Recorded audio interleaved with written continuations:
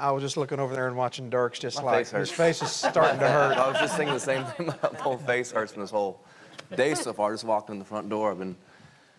My face really does hurt from smiling. It's a real. How old are you, Dierks? 30-something. 30-something. It's way on up there. Way on up there. 30. I'm curious. I'm just curious how you became such a fan and devotee of bluegrass music. I mean, I'm just sitting here, you know, in this business, you don't take a lot of time to reflect. You're usually just trying to stay present where you are and worrying about where you're going to be that day and in the future trying to get somewhere. But just being in this room just blows my mind because my perspective on it is really unique. You know, I'm a fan, probably first and foremost, but I'm also friends with a lot of people in this room, and there's heroes of mine in this room that I don't even know them personally that well, but I know them so well through their music, and I've listened to their music so much that I feel like I know them.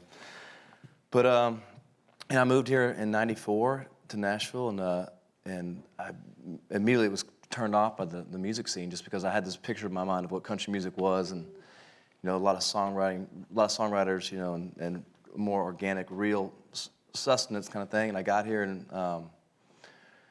realized it wasn't like that at all. You know, it was more of a business, and there's a lot of people that weren't writing their own music and really trying to follow. You know, a lot of people were trying to be like Garth Brooks, and I just, you know, I'm from Arizona, and I don't wear a hat, and I don't starch my jeans, and I don't, you know, much to my dad's chagrin, I usually don't tuck my shirt in, and so I just kind of got turned off by country music, and a friend of mine was reading the Nashville scene and saw something about a band called the Sidemen playing the Station Inn every Tuesday night. And I walked in the front door. It says 1994. I was 19 years old.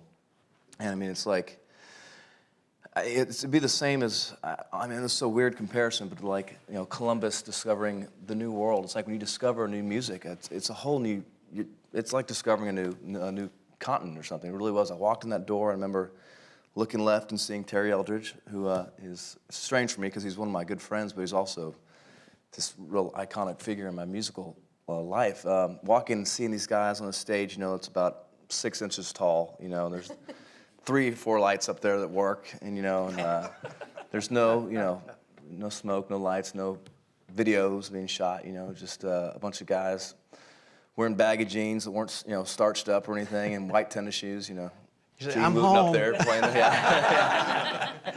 You know, and it was these guys, man. I immediately just it changed my whole world, and I could sit there and talk about it for hours. It's really weird because I'm tied to everyone in this room in some way through that initial encounter, through that band, the Sidemen, through Terry Eldridge, and the guys that kind of made up that band were a combination of guys from the Osborne Brothers and from the Del McCoury band, and some of the guys that played with Monroe, and it was just from there, just hanging with Terry, and I didn't miss a Tuesday night for probably 5 years. The one Tuesday night I missed was a snowstorm in February, and I was like, you know what? I'm just not going to go to the station tonight. I'm going to stay home. My friend called me.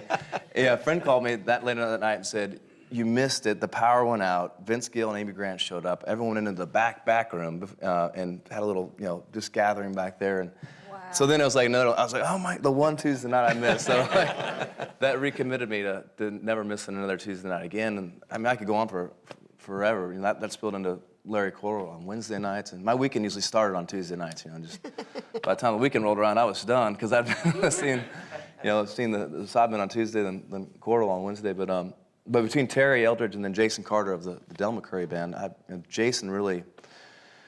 Yeah, I immediately fell in love with the Osborne Brothers and with the Del McCoury band, became a huge Del head, you know, right away. Went to see those guys, you know. Well, I think when first Terry used to take him back to see the Osborne Brothers play, you know. Immediately became a huge disciple of the Osborne Brothers, and then with Jason and the Del McCoury band, went to hang out with them a lot, and went to Telluride Bluegrass Festival with them, and Jason and I drove back across the country together. Got arrested in Arkansas. And, well, I didn't get arrested. We got pulled over. I remember that. Yeah. I'll break in there. He was trying. Always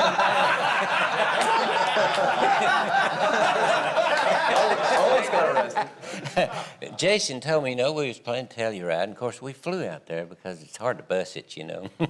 We flew out, and Jace, at the end of the show, he said, "Now I'm riding back with Dierks, you know." And I said, "Where, back to Nashville?" "Yeah." "Yeah." He said, "I'm going back with him in his truck." He had a dually truck, didn't you? A white truck is out front, same truck. Same truck. And So I said, man, you know how far that is? Oh, that's all right, we're buddies. Of course, they'd been buddies and I didn't know it, you know, and I heard the name then, but I really didn't know Dierks. And of course, you had some other buddies too, I think, that were there. But then I got to know Dierks soon after that, you know, and they got stopped in Arkansas. You was about to tell that story, wouldn't you? Yeah, we got pulled over, and I thought it was, the police officer, he said, you know why I pulled you over? And I said, I have no idea. I don't know. He said, well, we smelled marijuana as you drove by. And we're in Arkansas now.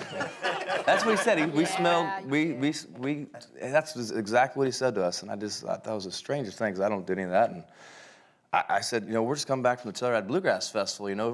Jason Carter's a member of the Del McCurry Band, the Bluegrassers, and I thought that was a cool thing. He immediately, that was a big red flag.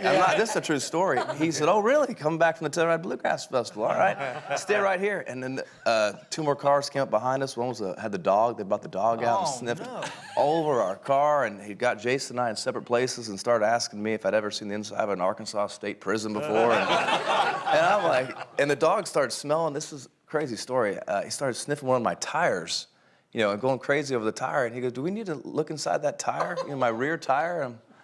You can if you want to. I mean, if we were trying to make it back to the Station Inn on time, because it was Tuesday night, and Jason was trying to get back to the station.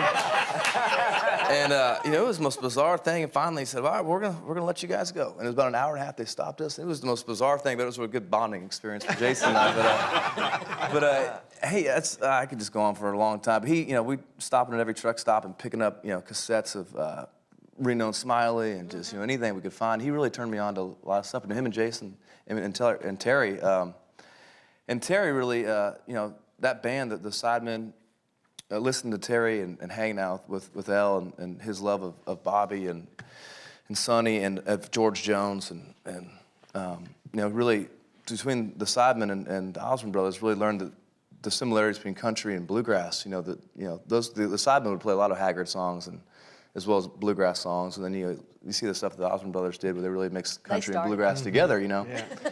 One of those bands that really kind of was the bridge between genres, and it was that experience and being around those guys in the bluegrass community that brought me back into country music and showed me what country music could be. Kind of a weird way to get back to the roots of country, but really through the Sidemen and Terry and hanging out with Jason and the Del McCurry Band, and certainly. Well, thanks for sharing that, man. These clips are great, but to see where country legacy lives in full episodes, go to countryroad.tv.